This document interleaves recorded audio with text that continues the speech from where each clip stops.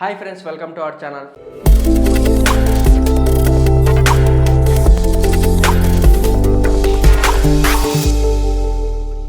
Friends, మనందరికీ ప్రేమ అంటే love ఇలాంటివన్నీ వినంగానే మనకి ఎవరు బాగా గుర్తొస్తారు? ఒక లైలా మజ్ను, పార్వతీ దేవదాసు, అలాగే ముంతాజ్, షాజహాన్ ఇలాంటి పేర్లు అయితే బాగా గుర్తొస్తాయి. అలాంటి వాటి గురించి మనం చెప్పబోతున్నాం.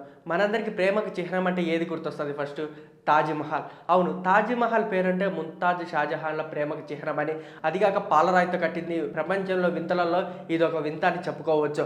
అలాంటి ప్రేమకు చిహ్నమైన దాని గురించి, వాటిలో ఉన్న మీకు ఎవరికి తెలియని రహస్యాలు ఇప్పుడు నేను చెప్పబోతున్నాను. అసలు కట్టిన తర్వాత కూడా కొన్ని సంఘటనలు జరిగాయి. అవి కూడా నేను ఇప్పుడు వీడియోలో చెప్పబోతున్నాను.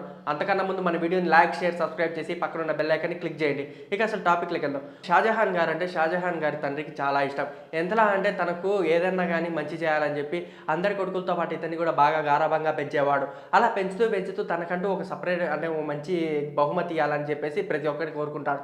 తనకు ఎలా అంటే షాజహాన్ గారికి వాళ్ళ తండ్రి ఎప్పుడు ఏదన్నా కానీ ప్రతి ఏటా అంటే ప్రతి సంవత్సరం తన బర్త్డే రోజు మంచి కానుకలని, బంగారం కానీ బాగా గిఫ్ట్లుగా ఇచ్చేవాడు అనమాట. కానీ ఈసారి బర్త్డేకి షాజహాన్ గారి తండ్రి తనకు ఎప్పుడు మర్చిపోలేంత ఇవ్వాలని చెప్పేసి తనకంటూ ఒక ఇంకోసారి మళ్ళీ పెళ్లి చేయాలని చెప్పేసి అనుకున్నారు. ఇలా పెళ్లి చేయడానికి సంబంధించి తన ఫ్రెండ్ కూతుర్ని ఇచ్చి పెళ్లి చేస్తే బాగుంటుందని చెప్పేసి అదే పనిగా వాళ్ళ ఫ్రెండ్ కూతురైన ముంతాజ్ గారిని ఇచ్చి షాజహాన్ గారికి పెళ్లి చేశారు. షాజహాన్ గారికి పెళ్లి చేసిన తర్వాత ముంతాజ్ గారు అంటే చాలా ఇష్టమైన ఏర్పడింది తనకు. అంటే షాజహాన్ గారి భార్యలలో అందరికంటే ముంతాజ్ గారు అంటే ఎక్కువ ఇష్టము. ఎక్కువ సమయం ముంతాజ్ గారితోనే గడిపేవారు. తర్వాత మిగతా భార్యలతో అప్పుడప్పుడు మాత్రమే షాజహాన్ గారు గడిపేవారు. అలాగనే ముంతాజ్ గారు తన 14వ కొడుకుకి జన్మనిస్తూ తుది శ్వాస విడవడం అయితే జరుగుతుంది. అలాంటి సందర్భంలోనే షాజహాన్ గారు ముంతాజ్ గారికి ఒక సపరేట్ అంటే ఒక విలువైన ఏదైనా కానీ నీకు ఇస్తా అని చెప్పేసి చెప్పాడు. అలా మాట ఇవ్వడంతోనే తనకంటూ ఏదన్నా ఇప్పుడు తను చనిపోతుంది కాబట్టి ప్రతి ఒక్కరు ఏదో ఒకటి గిఫ్ట్ ఇస్తారు కదా, నేను కూడా నీకు ఎంత మంచిదైతే గిఫ్ట్ ఇస్తానని చెప్పేసి అదే పనిగా తన కోసం ఒక మంచి సమాధి కట్టిస్తానని తనకంటూ ఒక మాట ఇచ్చాడు. ఆ మాట కోసం ముంతాజ్ గారు చనిపోయిన తర్వాత ఒక 6 నెలలు తన సమాధిని వేరే ప్లేస్లో ఉంచి తర్వాత షాజహాన్ గారు తాజ్‌మహల్ పనులు అయితే మొదలుపెట్టారు. షాజహాన్ గారు తాజ్‌మహల్ పని మొదలుపెట్టే ముందు ఇప్పుడు ఎక్కడైతే ముంతాజ్ గారు చనిపోయారో ఆ ప్లేస్లోనే సమాధి కడితే బాగుంటుందని ప్రతి ఒక్కరు అన్నారు. కానీ అక్కడున్న మట్టిలో మాత్రం పురుగులు అనేది ఎక్కువ అయింది. ఆ ఎక్కువ కారణంగా ఒకవేళ ఫ్యూచర్లో సమాధికి ఏమన్నా ప్రాబ్లం వస్తుందేమో అని చెప్పేసి ఆ సమాధిని ఆగ్రాలో పెట్టాలని చెప్పేసి ఫిక్స్ అయ్యారు. అదిగాక ఆ సమాధిని నది ఒడ్డున పెడితే మంచిదని చెప్పేసి, ఎందుకంటే నది ఒడ్డున పెడితే సాయంత్రం అంటే ఎండకు కానీ ఏదన్నా కానీ ఆ రిఫ్లెక్ట్ అయింది కాబట్టి ఇంకా అందంగా కనిపిస్తుంది అనే నమ్మకంతో షాజహాన్ గారు తాజ్‌మహల్ని నది ఒడ్డునే కట్టాలని ఫిక్స్ అయ్యారు. కానీ ఎంతోమంది ఇంజనీర్లు మాత్రం ఈ షాజహాన్ని కట్టడానికి ఇక్కడైతే కుదరదు, ఎందుకంటే నది పక్కనే ఉంది కాబట్టి నదిలో ఆల్రెడీ వాటర్ పర్సెంటేజ్ ఎక్కువ ఉంటుంది, అది కాక తడిసిన ఏరియా కాబట్టి ఇదంతా ఈ తడవడం కారణంగా ఒకవేళ ఫ్యూచర్లో అన్నా కానీ ఎప్పుడన్నా కానీ ఇది పడిపోయే అవకాశం ఉందని చెప్పేసి ప్రతి ఒక్కరు అనడంతో షాజహాన్ గారు ఇంకా కట్టాలని ఫిక్స్ అయినా కూడా ఇలాంటి డౌట్స్తో సతమతం అవుతుంటే ఒక ఇంజనీర్ వచ్చి ఒక మాట అన్నాడు. మన చుట్టూ అంటే ఈ ఏరియా చుట్టూ పిల్లర్స్ లాగా రాళ్ళు అంటే బొక్కలు పెట్టి ఆ బొక్కల్లో మంచి రాళ్ళు వేసి అంటే ఆ ఏరియా వరకు ఏం కాకుండా ఉండడానికి ఇట్లా ట్రై చేద్దామని చెప్పేసి, అలాగనే ఆ ఏరియాలో మొత్తంలో పిల్లర్లు ఎక్కడైతే చేస్తారో ఆ ఏరియాలో రాళ్ళు వేసి అవన్నీ బూట్ చేసి మరి అక్కడ తాజ్‌మహల్ అయితే నిర్మించడం జరిగింది.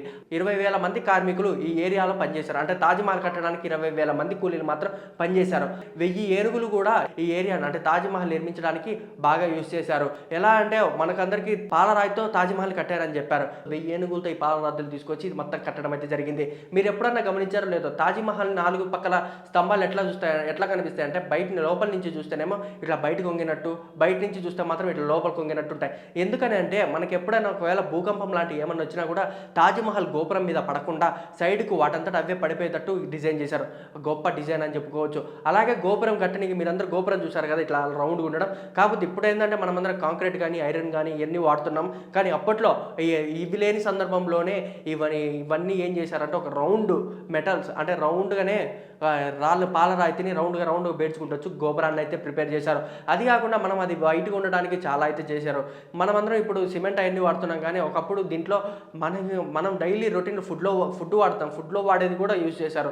అదేంటంటే నిమ్మకాయ రసం కూడా ఒక కెమికల్గా కూడా దాంట్లో యూజ్ చేశారు.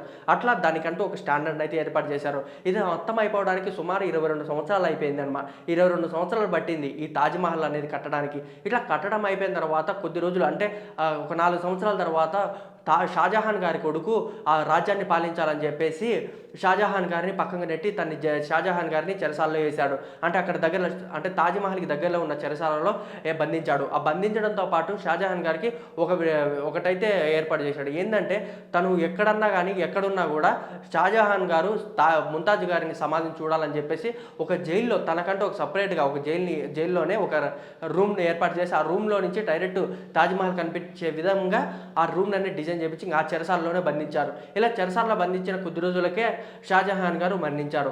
మరణించిన తర్వాత ఇప్పుడు అది డెవలప్ ఇంగా అంటే షాజహాన్ గారి సమాధిని కూడా అంటే షాజహాన్ గారి డెడ్ బాడీని కూడా తీసుకెళ్ళి ఇంగా తాజ్‌మహల్‌లోనే పెట్టారు.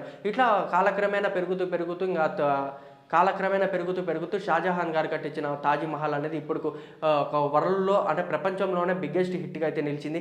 మీరేమనుకుంటున్నారో కింద కామెంట్ సెక్షన్‌లో తెలియజేయండి. ఓకే ఫ్రెండ్స్, తెలుసుకున్నారు కదా షాజహాన్ గారికి, ముంతాజ్ గారి ఇద్దరికి సంబంధించిన ప్రేమకు చిహ్నం. ఇలాంటి మంచి మంచి కంటెంట్ల కోసం మా ఛానల్‌ని సబ్స్క్రైబ్ చేయండి. Okay friends, thank you for watching. Don't forget to subscribe.